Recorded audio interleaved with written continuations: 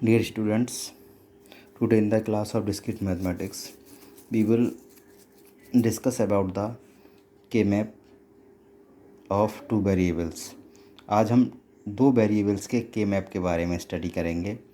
कल हमने इंट्रोडक्शन पढ़ा था K-map का। K-map होता क्या है, यानी कि किसी बुलियन एक्सप्रेशन को ग्राफिकली जब हम रिप्रेजेंट करते हैं या सॉल्व करते हैं या सिंप्लीफाई करते हैं, रिड्यूस करते हैं, मिनिमाइज़ करते हैं, तब हम K-map का यूज़ करते हैं। इससे पहले हमने एल्जेब्रिक मेथड के थ्रू इन्हें मिनिमाइज़ किया था, अब K-map के थ्रू करेंगे मिनिमाइज़। तो सबसे पहला जो टाइप है हमारा K-map का वो है two variable map, two variable K-map।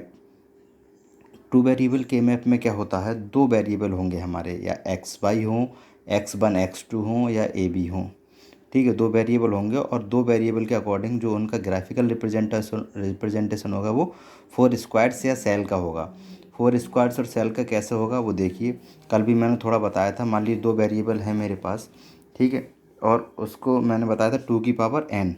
ये देखिए 2 की पावर n के थ्रू स्क्वायर्स को हम फाइंड करते हैं। तो 2 की पावर 2, दो वेरिएबल हैं तो 2 की पावर 2 हो जाएगा, यानी 4 स्क्वायर्स बनेंगे। कैसे बनेंगे देखिए,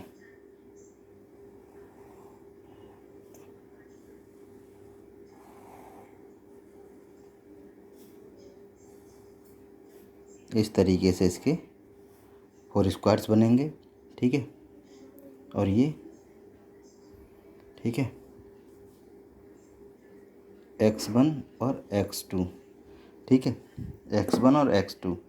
यहाँ पर जो x1 है या तो वो 0 होगा या 1 होगा, ऐसे x2 0 होगा या 1 होगा, ठीक है, क्लियर। तो अगर इसकी हम वैल्यू देखें, ठीक है, अगर इस पोजीशन पर देखें तो ये क्या है x1, तो x1 पहले आएगा, x2 बाद में आएगा। x1 क्या है, MSB है, यानी मोस्ट सिग्निफिकेंट बिट है, और x2 क्या है, LSB है, ठीक है। तो x1 क्या है, यहाँ x1 क्या है, MSB, और x2 क्या है, LSB, ठीक है। तो जो x1 जो है पहले आता है, इससे अगर चेक करेंगे तो यहाँ ये 0 आएगा और यहाँ ये 0, तो ये पोजीशन 0 0 हो जाएगी। इसी तरीके से इस रो में चेक करेंगे तो MSB क्या है 1, तो यहाँ 1 आएगा। LSB क्या है 0, क्योंकि ये इसको और इसको कनेक्ट कर रहा है। ये किसको कनेक्ट कर रहा है, इसको और इसको, और ये इसको और इसको कनेक्ट कर रहा है, ठीक है।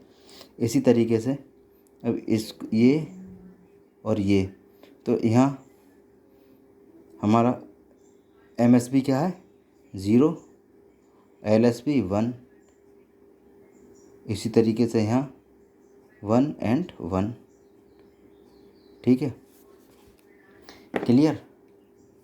अगर इसको अगर हम XY के उसमें लिखना चाहें तो किस तरीके से लिखेंगे देखिए,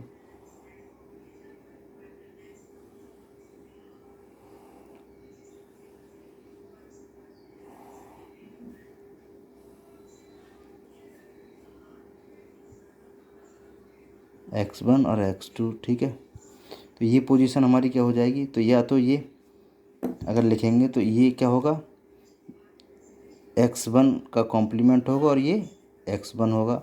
इसी तरीके से ये x2 का कॉम्प्लीमेंट होगा और ये x2 होगा। 0 1 0 1, यही तो पोजीशन है। तो अगर इस पोजीशन को हम कैलकुलेट करें तो क्या आएगी ये पोजीशन, MSB क्या है यहाँ, ये x1 कॉम्प्लीमेंट और x2 कॉम्प्लीमेंट, ठीक है। इस तरीके से यहाँ अगर बात करें, यहाँ MSB क्या है, MSB मतलब मोस्ट सिग्निफिकेंट बिट जो है वो है x1 और x2 complement, okay.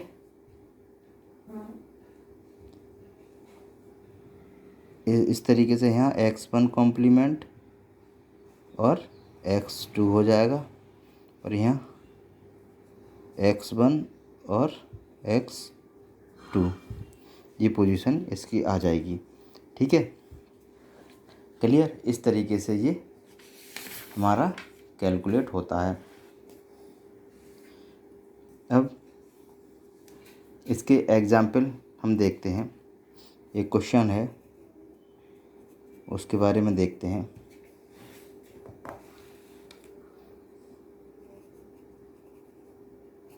Simplify the Boolean expression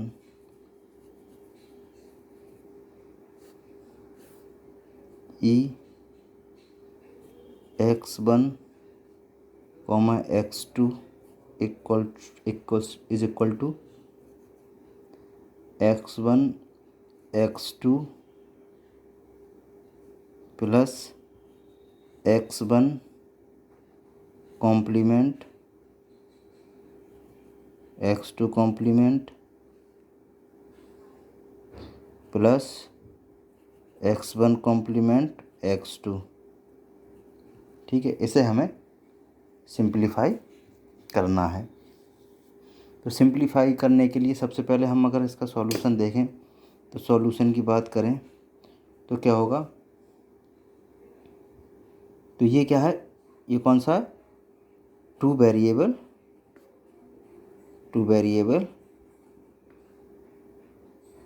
के मैप है ये। तो इसमें जो दो वेरिएबल हैं, कौन कौन से हैं दो वेरिएबल, x1 और x2, देन 2 की पावर n, 2 की power 2, then 4 squares oblique cells, इसके बनेंगे 4 स्क्वायर्स और सेल्स बनेंगे। ठीक है, तो ये जो के मैप है वो क्या करेगा, दो पेयर एडजेसेंट स्क्वायर इंक्लूड करेगा, क्योंकि इसमें क्या है x1 कैसे करेगा, अब मैं पहले बताता हूँ आपको। मान लीजिए 4 सेल बनेंगे, तो इस तरीके से बनेंगे ये।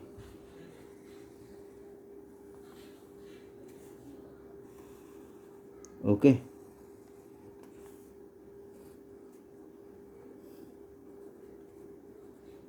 ठीक है, ये याद रखना आप। ऐसा नहीं है कि इधर से इधर भी x1 यहाँ भी दे सकते हैं, x2 यहाँ भी दे सकते हैं, लेकिन आपको जो सही लगे वो करिए, हमेशा एक जैसा ही करिए, मानी कन्फ्यूजन ना हो। ठीक है, तो ये जो पोजीशन है वो हमारी हो जाएगी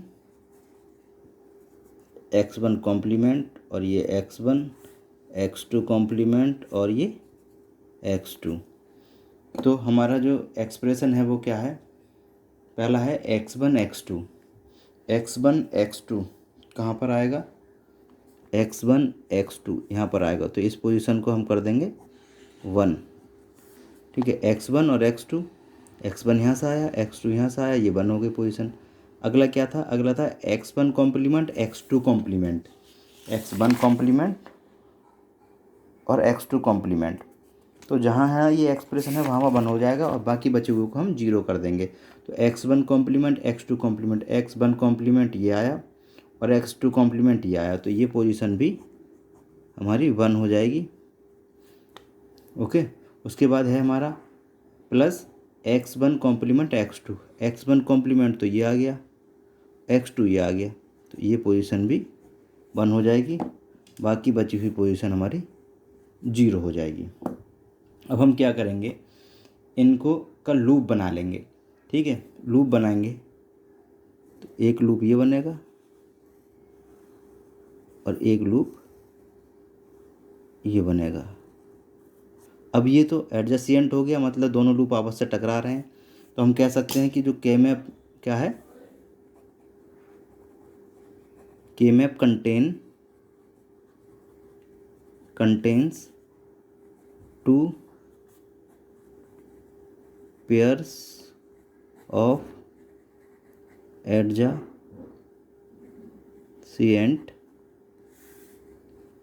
स्क्वायर्स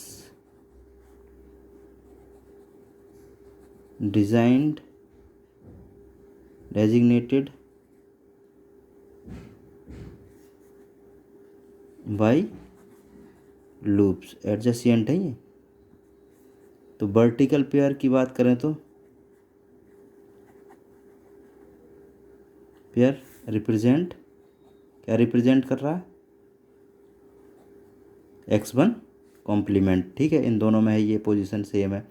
ठीक है, और हॉरिजॉन्टल में देखें तो x2 दोनों में है, तो ये रिप्रेजेंट कर रहा है किसे, x1 कॉम्प्लीमेंट को, और हॉरिजॉन्टल किसे रिप्रेजेंट कर रहा है, हॉरिजॉन्टल किसे रिप्रेजेंट कर रहा है, पेयर रिप्रेजेंट्स x2, क्योंकि यहाँ अगर वर्टिकल की बात करें तो यहाँ क्या है, x1 इसमें भी आ रहा है और इसमें भी आ रहा है, कॉमन है, और यहाँ x2 इसमें भी है, इसमें भी कॉमन है। ठीक है, तो क्या होगा, ई इक्वल टू क्या है, x1 प्लस x2 जो रिप्रेजेंट कर रहा है इसके थ्रू ये आया। अगर ये हमारा आंसर हो गया, ठीक है, इसके थ्रू अगर हम एल्जेब्रिक देखें तब भी आंसर हमारा यही आएगा, देख लीजिए। एल्जेब्रिकली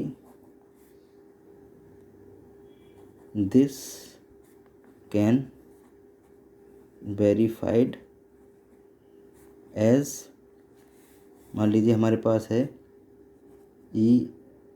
x1, x2, ठीक है, x1 x2 और इसका क्या है x1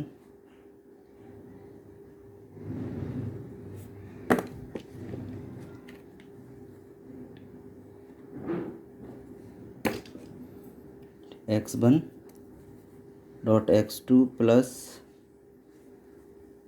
x1 complement x2 complement plus x1 complement x2। ठीक है, अब हम क्या करें,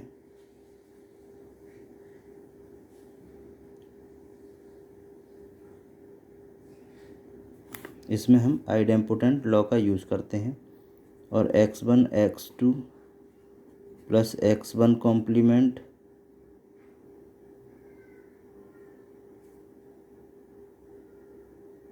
x2 complement plus x1 complement x2 plus x1 complement x2 idempotent law. ठीक है, इसके बाद डिस्ट्रीब्यूटिव लॉ से हम क्या करेंगे, x1 x2 plus x1 complement बाहर आ जाएगा, x2 plus x2 complement plus x2 बाहर मिलेगा हमें, प्लस x1 x2। ठीक है,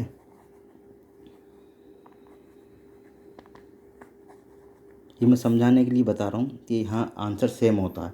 ठीक है, और उसके बाद कॉम्प्लीमेंट लॉ से क्या हो जाएगा, x1 plus x1 complement dot x2 plus x1 complement.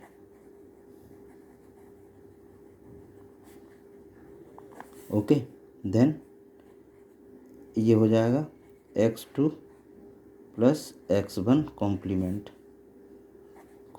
Law से, और फिर ये हो जाएगा x1 plus x2 commutative law. आ गया सेम आंसर।